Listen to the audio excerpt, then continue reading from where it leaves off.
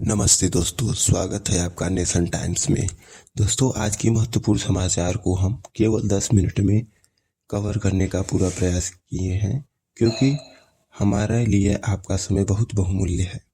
तो बिना समय गवाए वीडियो को आगे बढ़ाते हैं। पहला समाचार निकल कर आ रहा है, भारत और यूरोपियन यूनियन अब एक महत्वपूर्ण दौर में है। कोशिश यह है कि इस साल के अंत तक ट्रेड एग्रीमेंट फाइनल हो जाए। उद्देश्य है बाजारों का एक्सेस बढ़ाना, टैरिफ और गैर टैरिफ बैरियर घटाना और दोनों पक्ष के लिए निवेश अवसर सुनिश्चित करना। अगर ये एग्रीमेंट बनता है तो भारत की एक्सपोर्ट कंपनियां को यूरोप में बहुत फायदा हो सकता है और इसके जरिए उत्पादन, नौकरियां एवं टेक्नोलॉजी ट्रांसफर में बढ़ोतरी हो सकती है। एवं दूसरा न्यूज निकल कर आ रहा है, अमेरिका ने भारत के कुछ उत्पादों पर टैरिफ बढ़ाया और क्योंकि भारत रूस से तेल ले रहा है। कुल मिलाकर टैरिफ अब 50% के करीब पहुंच चुका है, जो बहुत ज़्यादा है और भारतीय एक्सपोर्टर के लिए भारी दबाव है। अभी नई बातचीत होनी है न्यू दिल्ली में ताकि इस टैरिफ विवाद को सुलझाया जाए। इससे व्यापार घाटा कम हो सकता है और उद्योग की अनिश्चितता घट सकती है। तीसरा न्यूज निकल कर आ रहा है, अगस्त 2025 में भारत का व्यापार घाटा जुलाई के मुकाबले थोड़ा घटकर $26.49 अरब हुआ है, जबकि जुलाई में $27.35 अरब था। लेकिन एक्सपोर्टर्स की गिरावट भी आई है, खासकर यूएस के लिए, क्योंकि यूएस ने टैरिफ बढ़ाए हैं। इम्पोर्टर्स भी घटे हैं, इसलिए घाटा कम हुआ, लेकिन यह लगातार नहीं टिकेगा अगर इम्पोर्ट्स डिमांड फिर बढ़े। और चौथा न्यूज निकल कर आ रहा है, कर्नाटक के कृषि स्टार्टअप्स और MSMEs micro small medium enterprises को यूएसए टैरिफ की वजह से चुनौतियां आ रही है। ये है वैरायटी ऑफ प्रोडक्ट जैसे मसाले, दालें और जगरिया, वो अब नए बाजार की तलाश कर रही हैं। लेकिन अमेरिका, दक्षिण अफ्रीका, मिडिल ईस्ट आदि में सरकार की कुछ योजना PMFME स्कीम आदि सहयोग कर रही है, लेकिन इस बदलाव के लिए रणनीति जरूरी है। अब कुछ क्रिकेट के रिलेटेड न्यूज भी जान लेते हैं। भारत ने पाकिस्तान को 7 विकेट से हराया।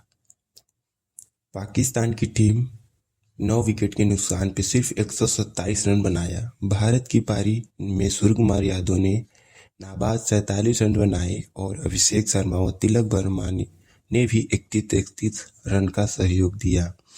गेंदबाज में अक्षर पटेल और कुलदीप यादव ने पाकिस्तान बल्लेबाज को दबाव में रखा और इसी बीच नो हैंडशेक विवाद भी उठा। भारत पाकिस्तान मैच के दौरान कोई पारंपरिक हैंडशेक नहीं हुआ।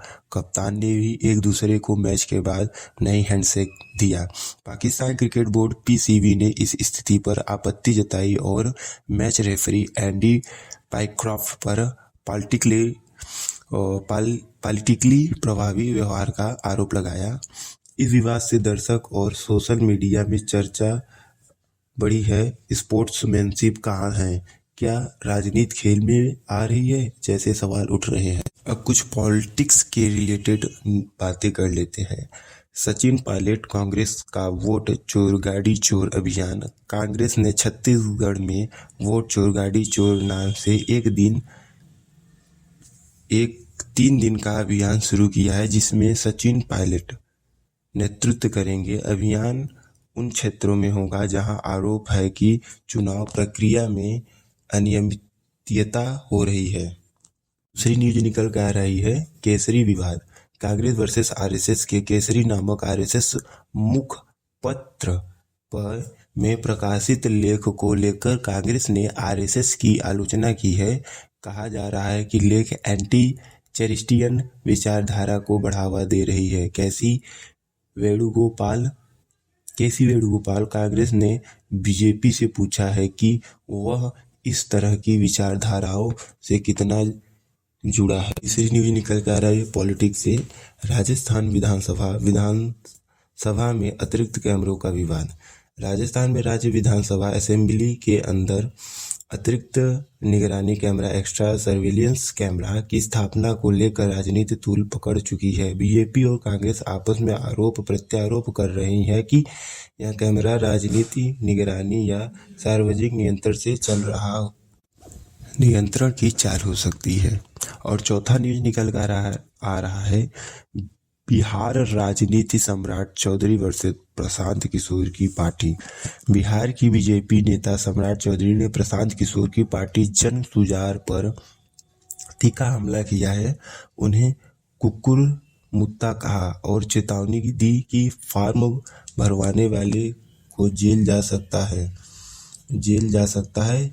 इससे राज्य में राजनीति बयानबाजी बढ़ी है। पांचवा न्यूज निकल कर आ रहा है, भारत और अमेरिका के बीच व्यापार एवं राजनीतिक तनाव। भारत यूएस व्यापार वार्ता टॉक ट्रेड नई दिल्ली में होने वाली है, क्योंकि अमेरिका ने भारत पर कुछ नियंत्रण उत्पादों पर टैरिफ बढ़ाए हैं, खासकर रूस से तेल खरीदने को लेकर। ये विषय राजनीतिक और आर्थिक दोनों रूप से संवेदनशील है। और एक और न्यूज निकल कर आ रही है, लखनऊ नगर निगम ने हाल ही में सड़कों पर घूम रहे आवारा पशुओं को पकड़ने की मुहिम चलाई। किसानों का आरोप है कि इस मुहिम के नाम पर उनके पालतू और दूध देने वाले पशुओं को भी जबरदस्ती उठा लिया गया। कुछ मामलों में तो किसानों का दावा है कि उनके पशुओं की मौत भी हो गई।